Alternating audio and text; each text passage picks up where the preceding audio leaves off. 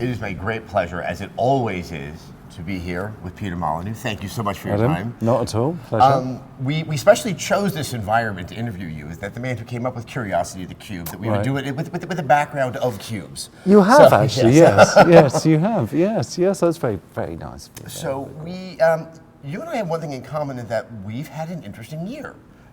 We both kind of branched out from sort of what have been our tried and true paths into something a little less, I don't want to say certain, but something that really seems to be offering a lot more creativity. And obviously with you, it's 22 cans. I think like you, it's kind of this sense of kind of exploration in today's world. You know, there's so much stuff going on. There's so many things happening in the technology side. There's so many things happening on the social interaction side, on the internet side. You kind of feel like you should be out there exploring all this new stuff.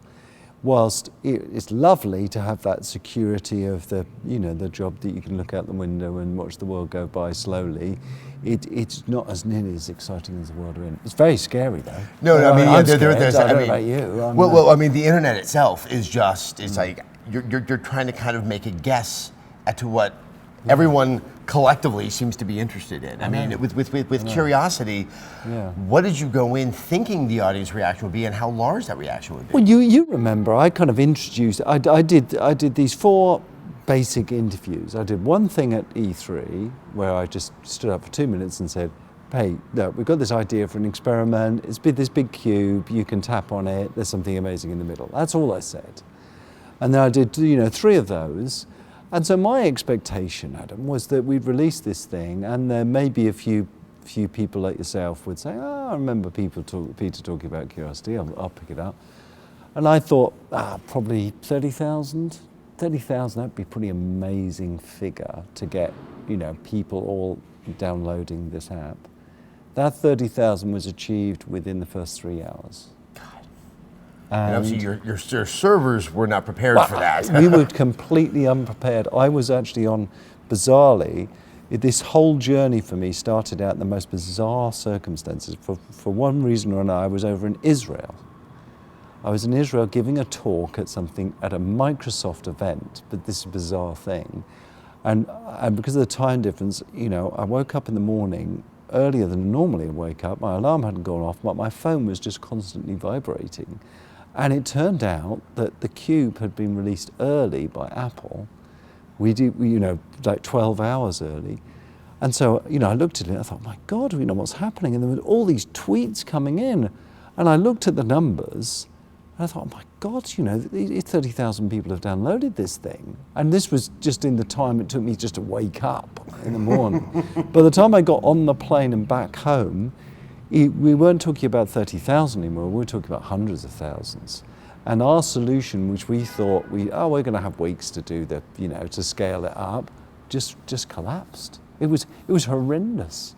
It was horrendously successful, and that success was its biggest downfall. And then we went into panic mode and we started trying to fix it and scale it up. And then at 2 o'clock in the morning, someone pressed the wrong buttons on the keyboard, and it zapped everyone's gold. And it was as if I became Satan himself. The man who creates the God games had probably the most godlike moments ever. It was, oh my God, what has happened? And this new update went out, and the update created that gold problem where we couldn't fix it. We had to go back and mine it. Anyway, it was a complete nightmare. But an incredible thing has happened. Now it's been downloaded almost 3.5 million times. There are 300,000 people a day that go and tap on the Cube. There has been works of art on there. There has been an enormous number of political statements drawn on the Cube. There's been marriage proposals. There's been obituaries. There's been a vast quantities of genitalia drawn and destroyed and modified, and all in the sake of just tapping. And just tapping away towards the center of the cube. It's interesting that you call it an experiment, because I think we've been seeing more instances throughout this year, from something that's a little more commercial like The Walking Dead, to something like Unfinished Swan that's out there. That the word game seems to be increasingly restrictive and inappropriate. That, obviously, what you did, a lot of people are going to look at as a game, but it doesn't serve those same needs and desires, but people seem to respond to it. I think the word game is like saying TV, and TV is, everything from documentaries to soap operas to, miniseries to adverts. And the trouble is that game has a lot of stigma attached to it, and I think it has the rules that we applied to games, and these rules that have serviced us unbelievably well for an incredibly long time, that are carved into the tombstone of what we used to think of as games, are changing now. So you can have a gaming experience that doesn't have an objective, that doesn't have a beginning, that doesn't have a middle, that doesn't have an end, that doesn't have tutorials, that is about just doing what you want to do.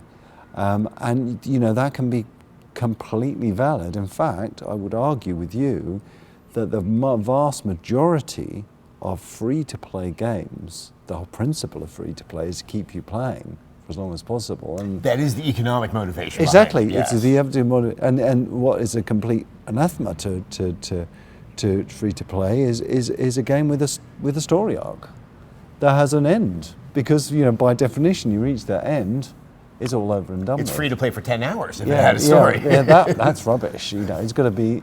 So I think all of these things are changing, and they're changing radically. The thing that really excites me, and the thing I want to experiment with next, is this idea of cooperation, of feeling connected together in a universe that allows people to play and define what that universe is. And you could see that being touched on in Curiosity, and we're currently doing this Kickstarter for GODUS, and although I've said it's a reinvention of God game, really what it is for me, it's trying to define what we think of as multiplayer. Because multiplayer it's kind of been forgotten a bit. It's amazing that this is the fact, is that people have forgotten that these devices you carry around with them, your PC and your console, they can all connect together. They can connect together, not just peer to peer and me and you playing against each other, but thousands of people playing together. And that's what we proved in Curiosity. It was a faltering start, but after now, there can be 300,000 people doing stuff on this cube simultaneously. Imagine if we take that and put it to a game and what is the perfect game to put it to? Is a God game. Because if we all connect these lands together that we're building ourselves with our godly powers, then that's pretty cool. Because you're making a world altogether. You're making a world, and that in the Kickstarter campaign that we've got, I've just focused the Kickstarter campaign on the core mechanics that I know that people are going to want.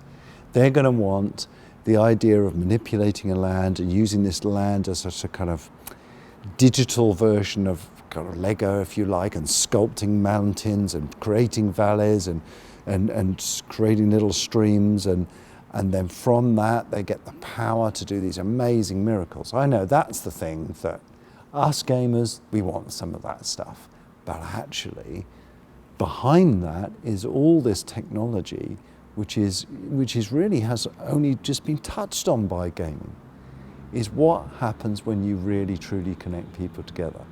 If you take everything that we've learnt as an industry from games like World of Warcraft, and you mix that with everything that we've learnt from cooperation and multiplayer games, as far back as RTSs, and then you blend that with the opportunity to connect thousands and thousands of people together, what really happens to gaming? All the amazing stuff that we can do today with cloud and connecting people together, and the idea that the whole audience ends up defining what it is you're creating, just like it did on Curiosity. Is that there were amazing things that happened on Curiosity which I hope happened on GODUS, like, for example, genitalia. I was about to say, I can't tell if you have confidence in the community that they would somehow offer some restraint, or if you really want to see what kind of happens as an experiment. I want to see what happens. Yeah, they were giving you a great example. On Curiosity, we knew that people would be drawing pictures. we guessed that a lot of us boys find an overwhelming urge to draw genitalia, usually huge penises. You know, the bigger, you know, a group of people got together on one surface of curiosity and drew this multi-million sized penis out of these little cracked cuboids. They literally must have taken a whole day to draw it. Now you may think, well, you know, well, should we have censored that?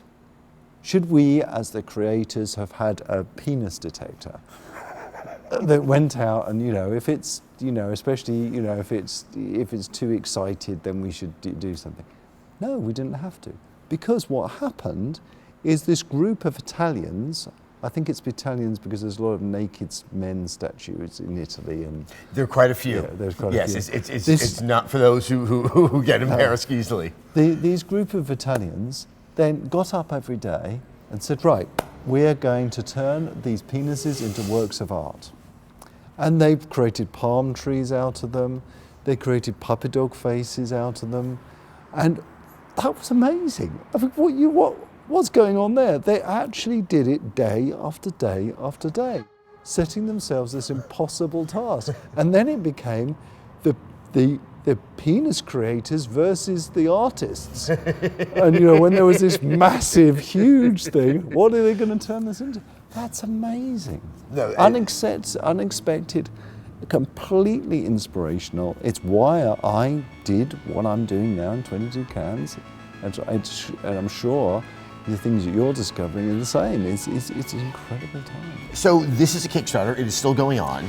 Kickstarter's still going on. I think it's